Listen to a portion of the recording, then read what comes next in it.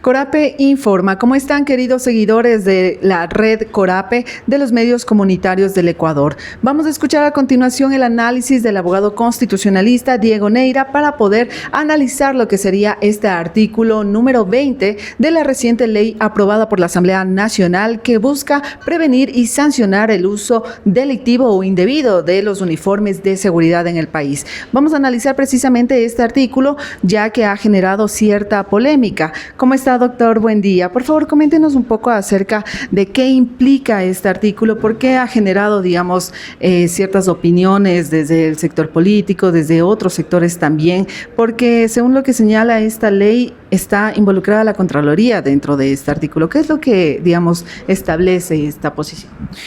Muchas gracias, muy buenos días. Mi nombre, usted ya lo tiene indicado, Diego Neira. Ahora quiero hablar sobre vamos a hablar sobre esta iniciativa legislativa.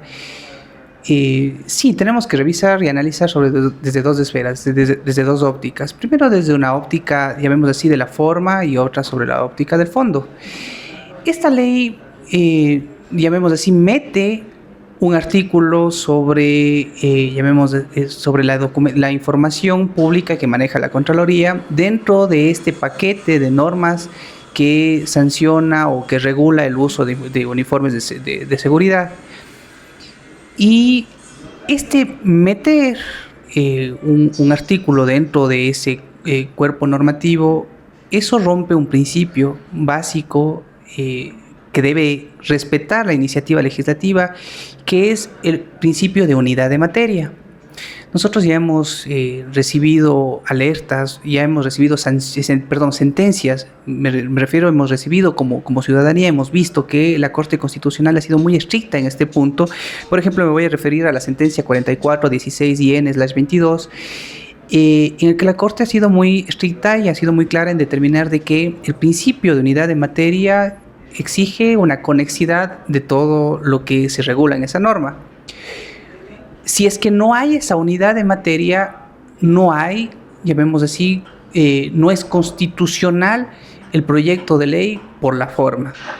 Y sí, justamente el análisis de la forma es que la ley, al meter este artículo 20, rompe ese principio de unidad de materia, rompe ese principio de conexidad. Pero vamos también más allá, vamos sobre el fondo. El artículo 20 lo que nos dice es limitar la información pública y limitar temporalmente el manejo de esa información pública que debe estar al alcance de los ecuatorianos. Y ahí sí también hago varias reflexiones. Una, que es un derecho constitucional que tenemos los ciudadanos ecuatorianos, justamente acceder a esa información pública por lo que implica esa información. Se necesita revisar justamente a las autoridades, el actuar de las autoridades, y esto va ligado a un principio que se conoce como el principio de Contraloría indirecta. Es básico en un Estado democrático que los ciudadanos podamos revisar esa información. Así nos ha dicho, incluso eso está muy claramente definido en el Pacto Internacional de Derechos Civiles y Políticos en su artículo 19.2 y en la Convención Americana de Derechos Civiles y Políticos en su artículo número 13, que es un derecho humano, es un derecho básico de los ciudadanos poder acceder a esa información. Y nos quieren restringir, nos quieren limitar el acceso a esa información. Entonces hablamos también de un concepto que nos ha definido también la Corte Constitucional de inconstitucionalidad sobre el fondo. Nos causa alarma, nos causa bastante alarma estos puntos. ¿Y por qué? Y ahí cabe preguntarnos ahora más que como abogado, es como ciudadano, ¿por qué la intención de no revisar esa información? Si es que no hay nada que esconder, ¿por qué? ¿Por qué esa desesperación de esconder? ¿Por qué esa desesperación de limitar? Y justamente es eso. La desesperación les hace cometer errores. Los errores les tengo ya indicado, por la forma y por el fondo. Perfecto, doctor. Ahora, si se estaría vulnerando este principio que usted señala de unidad de materia, entonces del artículo 20 de esta ley, una vez que, claro, ya salga el reglamento y todo, digamos, todo el proceso que se da, Es decir, que ya sería sujeta a posibles demandas de inconstitucionalidad. En realidad esto le hace un llamado también al propio legislativo, a que revise la técnica con la que está presentando los proyectos de ley y está aprobando los proyectos de ley. Sí, pero si es que no es el propio legislativo el que corrige estos errores, significa que una vez que se promulgue, obviamente estaría sujeto a que la Corte Constitucional inicie un procedimiento de control de constitucionalidad y eventualmente incluso declare la inconstitucionalidad de esa norma por vulnerar este principio de unidad de materia. Doctor, algo que también llama la atención dentro de este artículo es que, dispone que la Contraloría tenga un plazo de 30 días máximo para poder analizar estos casos, esta información que le llega a la Contraloría y este tiempo máximo para eliminar estos, documentos que ellos consideran como restringidos o confidenciales. Es decir, se reduce ese tiempo que antes tenía según la ley de Contraloría. ¿Cómo observa usted también, qué opina acerca de esta reducción del tiempo y que sean apenas 30 días para investigar, grandes casos, tal vez de corrupción o de algún otro tipo? A nuestro criterio, a mi criterio especialmente, el reducir el tiempo y establecer límites respecto al manejo de esta información pública, no solamente indica que hay una contradicción con otra normativa, ¿no? Con la Constitución, con el Pacto Internacional de Derechos Civiles y Políticos, con la Ley Orgánica de Transparencia y Acceso a la Información Pública, sino que también implica un limitar este derecho constitucional que tenemos los ciudadanos, los ecuatorianos, de acceder a esa información pública. Entonces, sí, el decirle en 30 días tienes que manejar esta información o si no tiene que ya destruirse, implica eso, limitar el derecho constitucional de las personas. Bueno, desde un punto de vista político, el riesgo es para nosotros como ciudadanos y para las entidades de control justamente para cumplir ese rol de control. Pero lo que desde un punto de vista, en cambio, del poder ejecutivo o legislativo, lo que se busca es una protección para que, podamos decir así, no les moleste.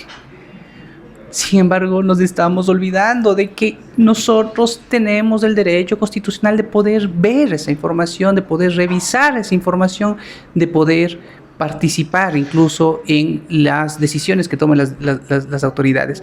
Pero tenemos que revisar esa información, claro que sí, porque es dineros públicos. Y claro, no sale inmediatamente de nuestro bolsillo, pero nosotros colaboramos justamente al Estado. Y este Estado nos pertenece a todos. Entonces, claro, nos afecta indirectamente, pero nos afecta a todos los ecuatorianos. Doctor, ya para finalizar y solo tener claro un término que usted utilizaba, que es la Contraloría indirecta. ¿Cómo, se desglosa este término? ¿Qué implica y cómo, me imagino, tiene que ver con cómo la ciudadanía puede establecer este control? ¿Cómo se aplicaría? Significa que diferenciemos.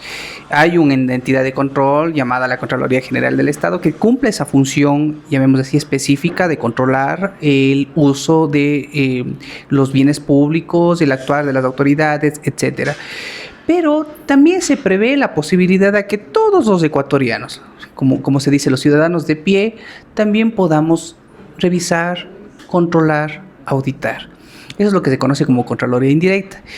Y por eso es básico que nosotros podamos ir y preguntar, pedir toda la información justamente para controlar esto que es de todos los ecuatorianos, del Estado ecuatoriano. Pero ahora, por ejemplo, justamente usted señala este aspecto de que nosotros tenemos la potestad de poder indagar, de investigar y de pedir esta información que es pública. Llama mucho la atención porque es algo que han realizado algunos activistas anticorrupción, por ejemplo, y tenemos este último caso lamentable que pasó con el fallecimiento de Mónica Silva. Esto también, tal vez, desde su punto de vista, desde su experticia, considera que puede ser como un limitante o como una advertencia a la ciudadanía de que es posible que esto pueda llegar a pasar, algún tipo de represalias si es que se denuncian estos actos de corrupción o simplemente si es que se pide esta información. O sea, lo que se busca lograr con limitar la información y no solamente, llamémoslo así, desde un punto de vista de las letras, sino incluso después del mes destruir la documentación, obviamente es cortar la posibilidad de que la gente, las personas, los ecuatorianos, revisemos lo que se hace con esos fondos públicos, con lo que hacen las autoridades públicas. Pero claro, nosotros justamente lo que decíamos, y esto es un punto que hemos manejado todo el tiempo, es que lo que se busca, llamemos así, es mostrar o encubrir esta maniobra desesperada. Claro, las iniciativas de ley en ese sentido yo también aplaudo, de que se busca regular, penalizar, incluir en los tipos penales respecto al uso de los uniformes de la policía, de los militares, que ha pasado mucho. Pero meter esto, que como les decía, es algo que está mal por la forma y por el fondo, eso nos causa muchísima alarma y eso necesita no solamente, llamemos así, una reflexión de nosotros, sino también hasta del propio legislador, porque muy seguramente la Corte va a ser muy firme en su posición de sancionar como inconstitucional esta norma.